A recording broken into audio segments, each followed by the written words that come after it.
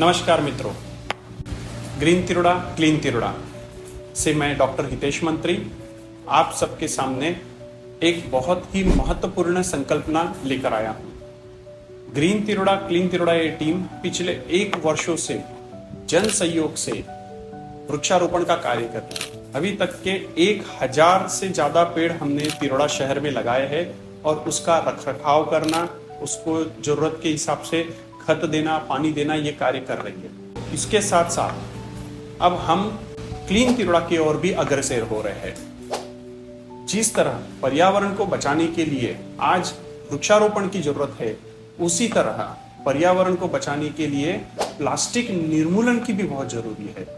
इस वर्ष विश्व पर्यावरण दिवस पर एक उद्घोष वाक्य दिया गया है कि एंडिंग प्लास्टिक पॉल्यूशन। इसका मतलब प्लास्टिक पोल्यूशन जो है, प्रदूषण है, उसको खत्म करना।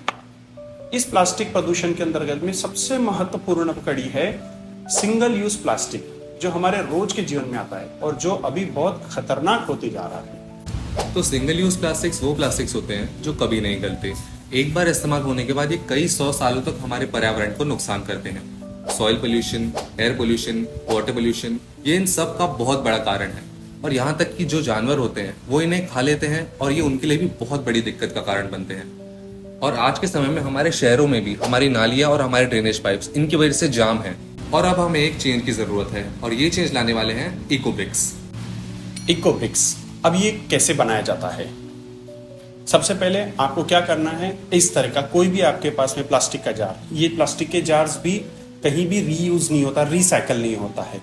एक जार लेंगे, उसके पश्चात कोई भी प्लास्टिक रैपर्स जो सिंगल यूज रहता है, जिसको रीयूज नहीं कहते। जैसे हम घर में देखेंगे तो ऐसे छोटे छोटे पॉलीथीन्स निकलेंगे, हॉस्पिटल्स में देखेंगे तो ये जैसे सिरिंज है, सिरिंज के रैपर्स है, आईवी सेट्स के रैपर्स है, सलाइन के रैपर्स निकलते हैं। घर के अंदर अगर हम देखेंगे तो ये जैसे आइसक्रीम्स के रैपर्स है, आपके चॉकलेट्स के रैपर्स आ गए हैं, चिप्स कुरकुरे टकाटक के रैपर्स आ गए। ये जो रैपर्स है ये सिंगल यूज प्लास्टिक्स है। इसका हम यूज करेंगे और इसको इसके अंदर फिलअप करेंगे। अब कैसे फिलअप करना है, इसको लेना है, कंटिन्यू उसको ऐसा फिलअप करना है और ये तब तक फिलअप करना है जब तक ये पूरा भर नहीं जाता है। लेकिन इसको फिलअप करते टाइम पे आपको एक चीज का ध्यान रखना है कि ये जो जार है पूरा टाइट हो। यदि हम ऐसा करते हैं तो ये एक रैपर्स के अंदर में हम करीब करीब 700 से 800 चिप्स के रैपर्स जो रहते हैं उसको डाल सकते हैं। लेकिन हमारे को बहुत मोटा प्लास्टिक्स भी नहीं लेना है। कुछ प्लास्टिक्स ऐसे रहेंगे, जैसे ये देखिए, ये बहुत बड़ा प्लास्टिक है, तो इसको हमारे को बाद में भरने को दिक्कत आएगी। तो इसको हमें ऐसा काटना है और उसको यूज करके डालना है। इसको छोटे छोटा बनाते हुए हमारे को यूज करना है। जैसे छोटे हो गए हैं, फिर उसके अंदर में उसको भर दीजिए। अभी हमने देखे कि हमने प्लास्टिक्स ये जार के अंदर डाला है। अब हमारे को देखने से ऐसा लगता है कि जार पूरा भर गया है, लेकिन नहीं, यहाँ पे बहुत गैप बचा है। एक ऐसी कोई भी लकड़ी लेंगे और इसको हम उसको इस तरीके से पूरी ताकत के साथ में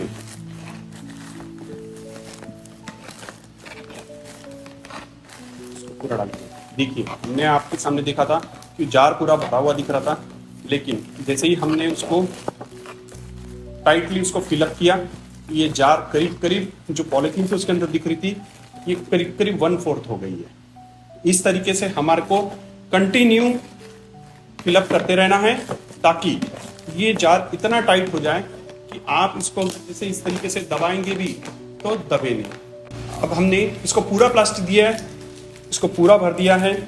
आप देखेंगे इतना टाइट हो गया है पूरा, हम कितना भी दबा रहे हैं तो अब दब नहीं रहा है।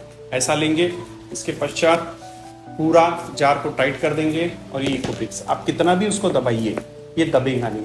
बहुत ज्यादा उसकी मजबूती आती है, जैसे कि एक अपने ईंटे की मजबूती रहती है। इसको बोला जाता है इकोब्रिक्स। आपको लग सकता है कुछ प्लास्टिक की बॉटल्स और कचरा मिलकर कितना ही मजबूत हो सकता है, पर ये 4 इकोब्रिक्स से बना हुआ स्टूल मेरा भी वजन झेल सकता है। मैं 85 kgs का हूं और इसे मेरा वजन झेलने में कोई दिक्कत नहीं हो रही है। और यही नहीं,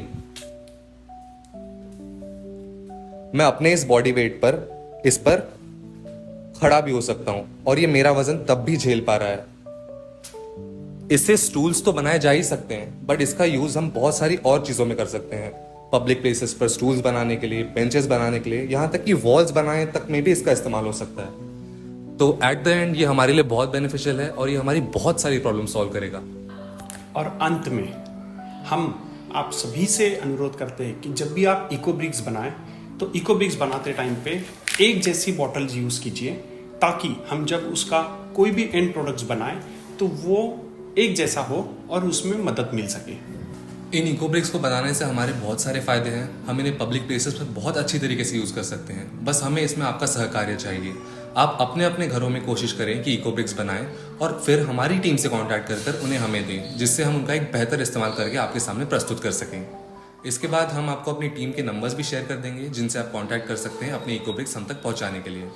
आप सभी का धन्यवाद।